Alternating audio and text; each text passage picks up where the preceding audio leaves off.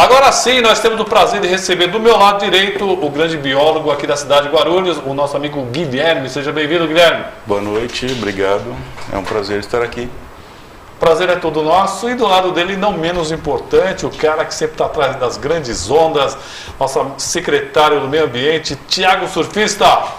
Boa noite, Roberto. Boa noite, Guilherme. E a todos que nos assistem, é um prazer estar aqui novamente. E olha, o Guilherme fez questão de vir aqui, porque da última vez eu só falei dos problemas do lago da Vila Galvão.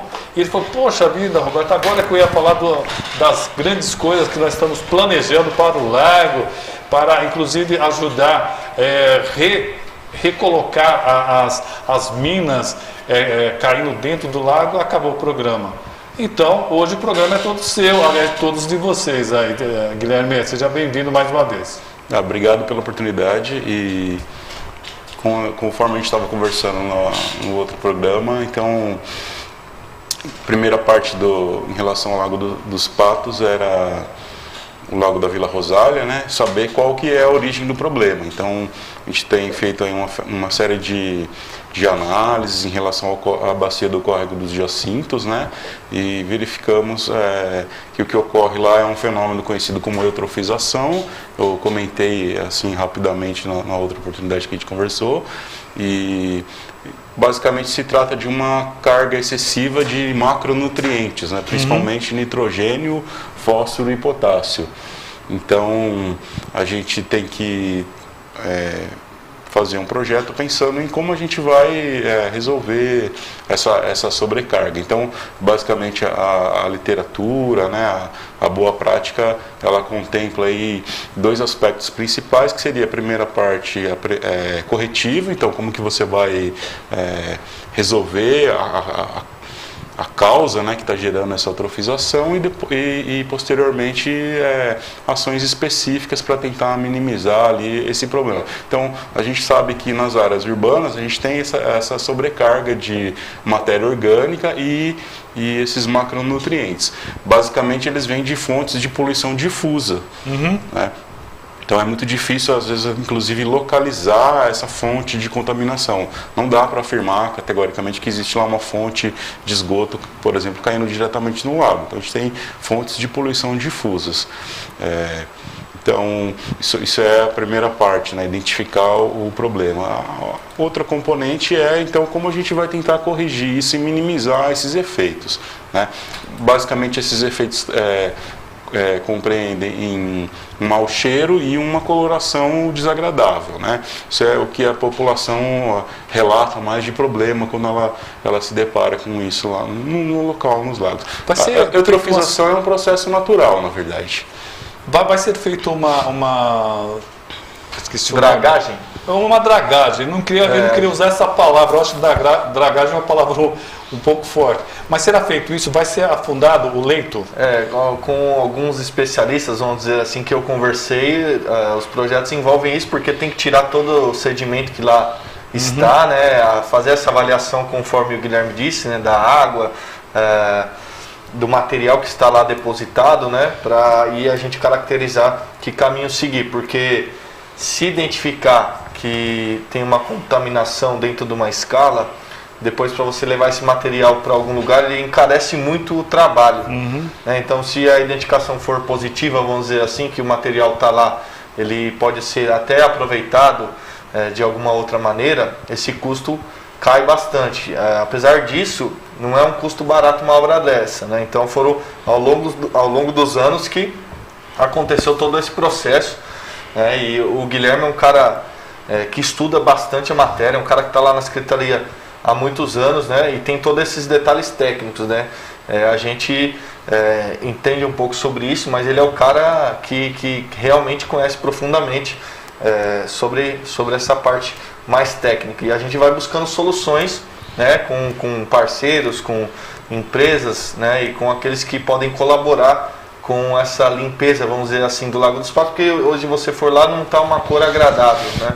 Não está aquela cor que você consegue visualizar os peixes, por exemplo, né? Tá uma cor meio marrom, meio barrenta, né? E não é legal, mas isso não é de agora, né? Então tem que identificar todas essas causas para aí a gente fazer esse planejamento com consciência, não só dar uma resposta imediata à população, né? Fingir de conta que vamos dar um paliativo aqui, fazer um paliativo para passar por isso por algum tempo. Não, a gente está buscando soluções efetivas. Acabou, matou-se toda as minas que alimentavam esse lago, Guilherme?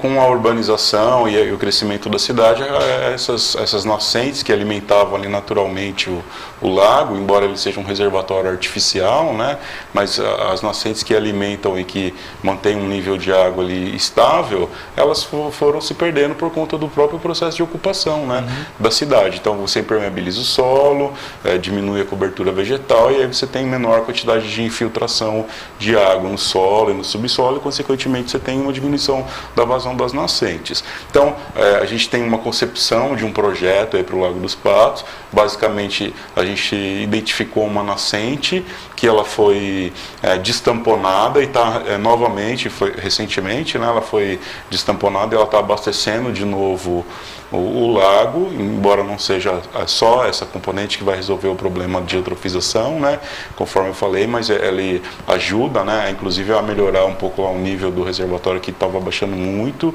nos últimos meses, inclusive por conta da seca. A próxima componente é você tentar identificar essas pontes de poluição difusa, e aí tem algumas técnicas aí e metodologias para fazer isso. A gente está tentando, inclusive, alguma coisa em parceria com a Sabesp. A questão da remoção dos sedimentos, que um termo assim, mais genérico seria uma dragagem, que é um processo de engenharia bastante agressivo, né? Você tem que secar o lago, retirar o material.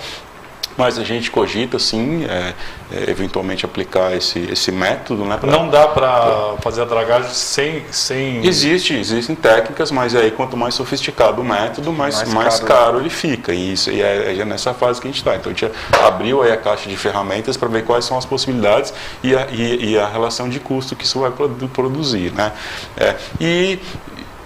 Numa escala já mais avançada, a gente pretende implantar uma série de jardins filtrantes, em que você utiliza plantas que são conhecidas já por essa característica de absorver de uma forma um pouco mais rápida, né, essa sobrecarga principalmente de nitrogênio, fósforo e potássio. Então elas têm essa característica.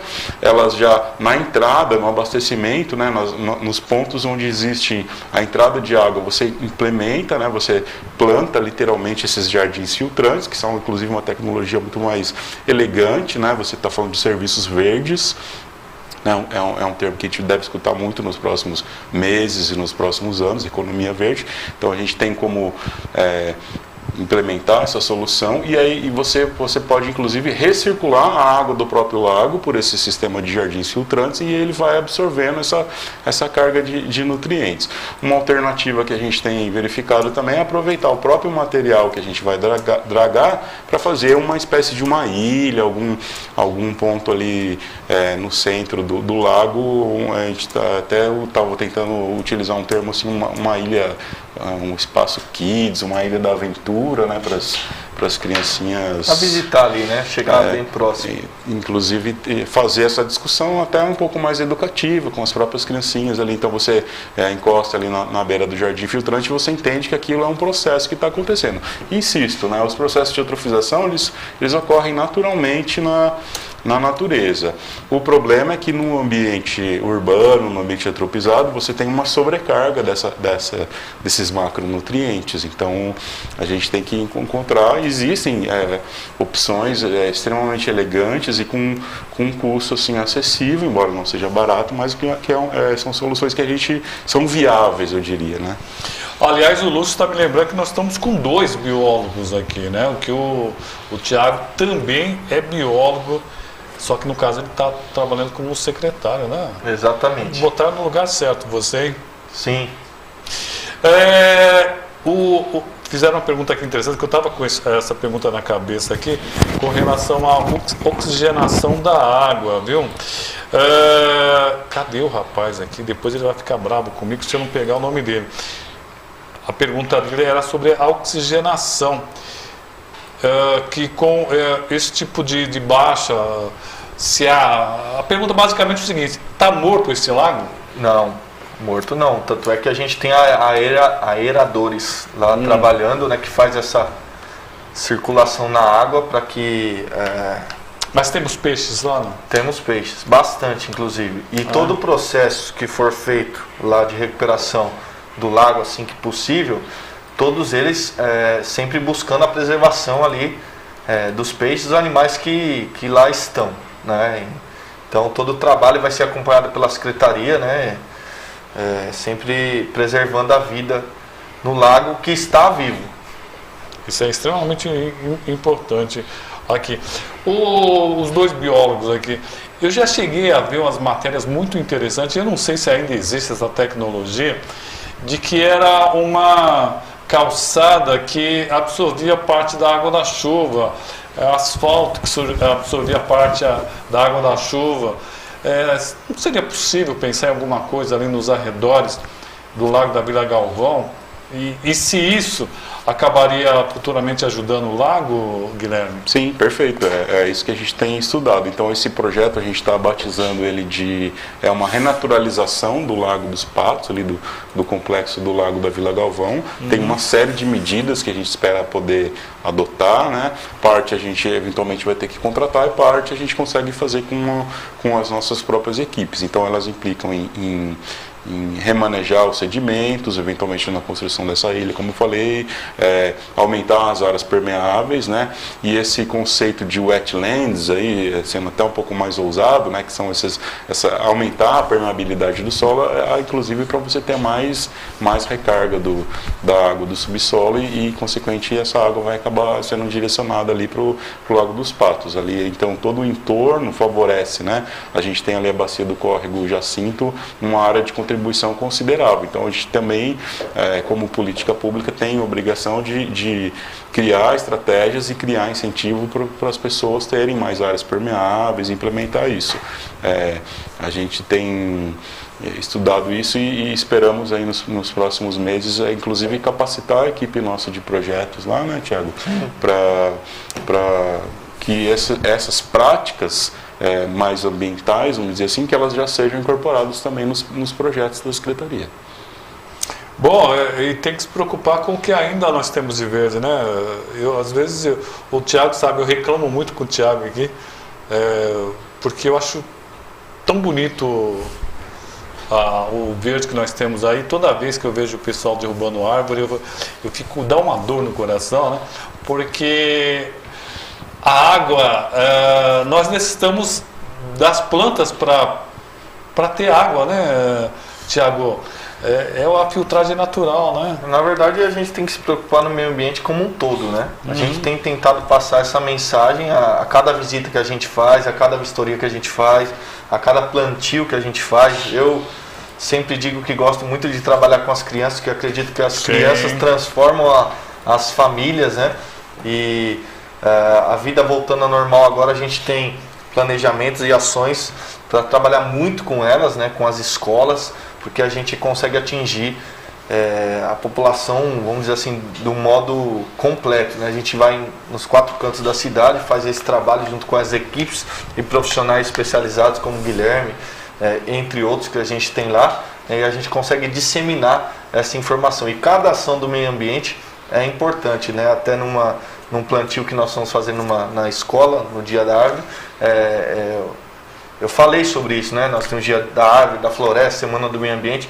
Todas essas ações são importantes, não só especificamente ali naquele ato, mas principalmente a mensagem que é transmitida, porque cada um tem que ter o cuidado com o meio ambiente, né? A gente, infelizmente, ainda recebe muitas denúncias, estão cortando uma árvore, estão jogando sujeira num curso d'água, e a gente fica triste com isso, porque o nosso trabalho ele é muito técnico, muito profissional, né? Com essas evoluções de conceitos e ideias que a gente tenta trazer para a cidade, porque o meio ambiente está sempre no ápice, né, dos comentários no mundo, né? Então a gente tem que ter essa preocupação e que mundo a gente quer deixar para os nossos sucessores, né? Então a gente tem que trabalhar muito nisso.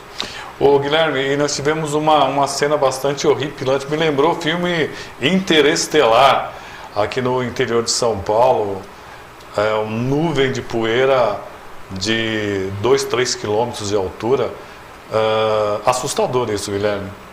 Eu estava até escutando no rádio hoje de manhã sobre isso, né? O meteorologista comentando. Então, uma das consequências aí, um período maior de estiagem. Então, esses fenômenos acabam se intensificando e ocorrendo com maior frequência. Um período grande de estiagem, então, uma rajada de vento, inclusive provocado por essas mudanças climáticas, eu diria. Essa rajada de vento levanta o material particulado, aquela matéria toda seca, areia, poeira, e acaba gerando aquele impacto visual, aquela coisa mais impressionante mesmo, né? Parece aqueles filmes de tempestade de areia no deserto. É verdade, coisa assustadora. Você como biólogo, vocês que conhecem mais profundamente as consequências, é assustador ver aquilo assustador e sempre preocupante, né? Porque tudo está interligado, né? Como o Guilherme falou, período de seca, né? De estiagem, não só essa questão, mas eu andei muito por aí, até fui fazer algumas visitas no interior, você vê que os riachos, os córregos secaram. E isso impacta diretamente em vários setores da sociedade, né? Então a gente fica preocupado, torce para que a chuva volte, né? E por outro lado, quando chove muito também tem um impacto grande na cidade, né? Até você no início da nossa entrevista falou sobre o Baquirivu, né? Que está sendo feita a canalização e vai ajudar muito, não só a extensão do Baquirivu, mas também os bairros ao entorno, né, sobre essa questão da enchente, mas tem que haver a responsabilidade e a atuação do poder público, mas também a colaboração da população, porque é um misto de ações. Enquanto a gente está trabalhando aqui, não é fácil, a gente precisa da ajuda da população, porque se não colaborar também, a gente fica meio que patinando em algumas questões, né? Eu queria comentar, desculpa, a perspectiva que a sociedade de maneira geral vem aumentando em relação às questões ambientais, então a percepção que as pessoas têm em relação a esses fenômenos, né? E é um fato, então com os meios de comunicação, internet, mídias sociais, então você também tem mais visibilidade. Então, ao mesmo tempo que você gera essa sensibilização maior, engaja mais as pessoas, e eu tenho a percepção que a maior parte da população se preocupa assim com esses aspectos, né? Por um outro lado, as mudanças climáticas, elas vêm agravando, sim, e esses fenômenos são verificados com maior intensidade, com maior frequência.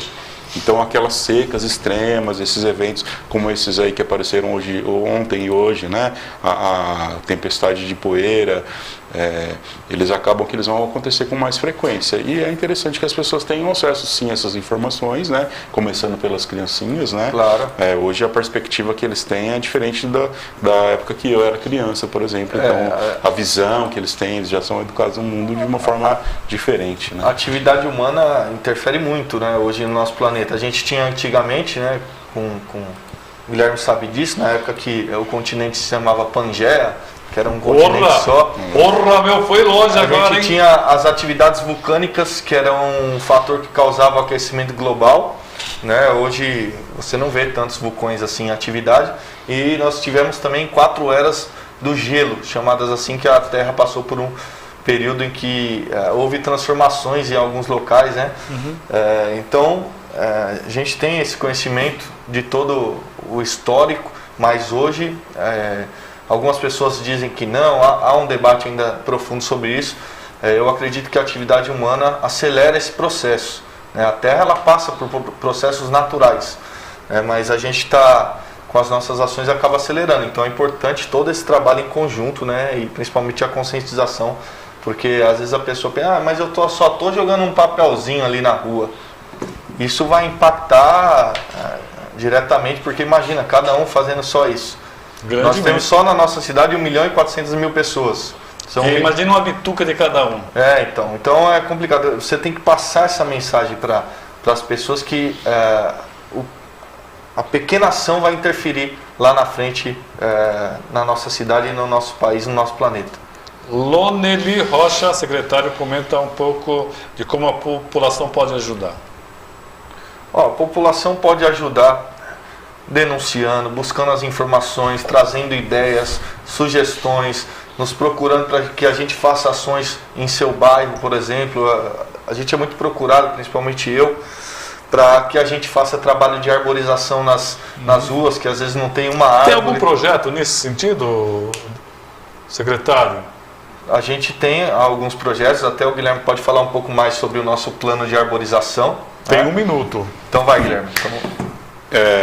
Primeiro, denúncias. Disque denúncia ambiental 0800 7722 0016. A gente tem uma equipe de fiscalização equipada, treinada, pronta para fazer os atendimentos. Denúncias sigilosas e encaminhamento garantido. Projeto estratégico, plano diretor de arborização urbana. A gente está aqui fechando uma parceria, um contrato com o Instituto de Pesquisas Tecnológicas, o IPT lá da USP. Professor Sérgio Brasolin, um dos maiores especialistas em florestas urbanas, em arborização, vai ajudar, né, a equipe lá do laboratório de florestas urbanas vai ajudar a gente a desenvolver um plano diretor de arborização.